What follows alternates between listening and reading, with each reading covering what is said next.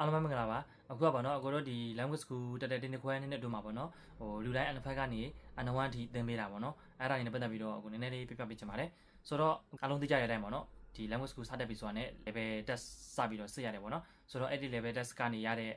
အမှတ်ပေါ်မူတည်ပြီးတော့အခန်းနေပါတွေခွဲလိုက်တယ်ပေါ့နော်ဆိုတော့အဲ့မှာဥမာပေါ့နော်အခုတို့ဒီ A B C D ပေါ့နော် A ခန်း B ခန်း C ခန်း D ခန်းရှိမယ်တော့ပြတော့ A ခန်းရောက်တဲ့သူတော်တော်များများကြတော့စာကိုတခြားအခန်းတွေထပ်ပို့ပြီးတော့အမြန်သင်ရတယ်ပေါ့နော်ပြီးတော့အမြန်လည်းပြီးတယ်ပေါ့နော်ဥမာအဖြစ်ပေါ့နော်အခုတို့ဒီ A ခန်း N5 ကိုအခန်း25ခန်းပြီးသွားတဲ့အချိန်မှာကျန်တဲ့အခန်းတွေကဟိုအခန်း18ရောက်တာတို့19ရောက်တာတို့20ပဲရောက်တာတို့ပေါ့နော်အဲ့လိုမျိုးတွေလည်းရှိပါတယ် N5 ကိုအကုန်လုံးပြီးသွားပြီဆိုလို့ရှိရင်အခုတို့ဒီနောက်ထပ် level တစ်ခုဆက်တက်ဖို့အတွက်နောက်ထပ် test တစ်ခုဆက်ဖြေရတယ်ပေါ့နော်ဒါကို N5 ကို level ကြီးရလားမကြီးဘူးလားပေါ့နော်အဲ့ညမှာဆက်ပြီးတော့ test ထပ်ဖြေရပါတယ်အဲ့မှာရတဲ့အမှတ်ပုံမူတည်ပြီးတော့ဟိုအခန်းထပ်ခွဲပါတယ်တောင်းဆောင်ဝင်ခြင်းကဘေကမှာရောက်ပြီမဲ့အခုတို့ဒီနောက်တစ်ခုဖြေတဲ့အချိန်မှာကိုကဟိုသူတို့တတ်မှတ်အမှတ်မိရဆိုလို့ရှိရင်ဘေကနေ A ခန်းကိုပြောင်းသွားတာတွေလည်းရှိပါတယ်ကိုကပေါ့နော်စလာချင်း A ခန်းမှာနေခဲ့တယ်ပြီးလို့ရှိရင်စောင်းဝက်ဖြေတဲ့အချိန်မှာအမှတ်ရောက်သွားဆိုလို့ရှိရင် A ခန်းနဲ့ B ခန်းကိုသွားပြီးဆင်းရတယ်လည်းရှိပါတယ်ဆိုတော့ပေါ့နော်အခုတို့အကြောင်းစာဝင်က test ဖြေခဲ့တဲ့အခန်းအတိုင်းပဲဒီတသက်မှတ်ထဲနေရမှာမဟုတ်ပါဘူးအခုတို့ဒီ test အခန်းခွဲ test ဖြေတိုင်း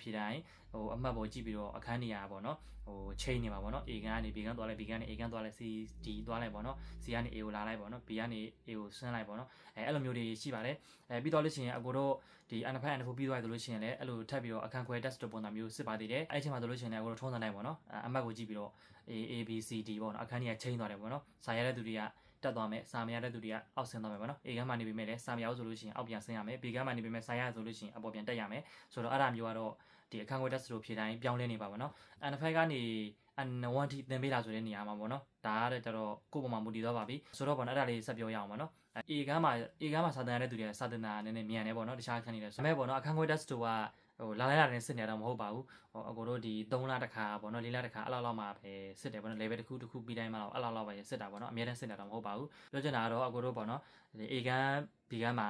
ဒီ N3 ကိုစာကိုကောင်းကောင်းရောက်အခန်းတွေအများရောက်ပြီမဲ့ C နဲ့ D မှာကြတော့ဟိုစာသိမလို့တဲ့သူတွေကြတော့ဟိုအကိုတို့ဒီ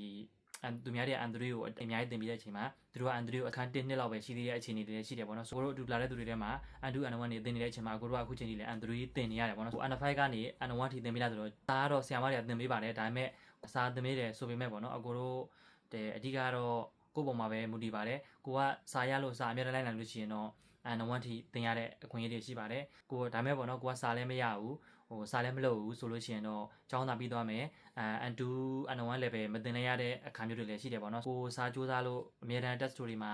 ဟိုသတ်မှတ်တဲ့အမှတ်တွေမိနေတယ်ဆိုလို့ရှိရင်တော့N2 N1 level လောက်ထိ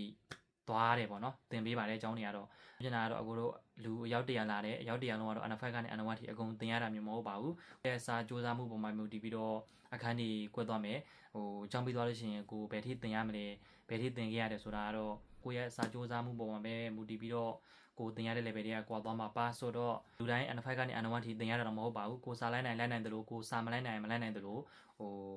သူများတွေ N1 တင်နေတဲ့အချိန်မှာကိုက N3 တင်နေရတဲ့အခြေအနေမျိုးတွေလည်းရှိပါတယ်ဆိုတော့ဟိုကိုကမှပေါ့နော်အကြောင်းကိုရောက်လို့ N5 ကနေ N1 ထိတင်နေတယ်ဆိုလို့ရှိရင်တော့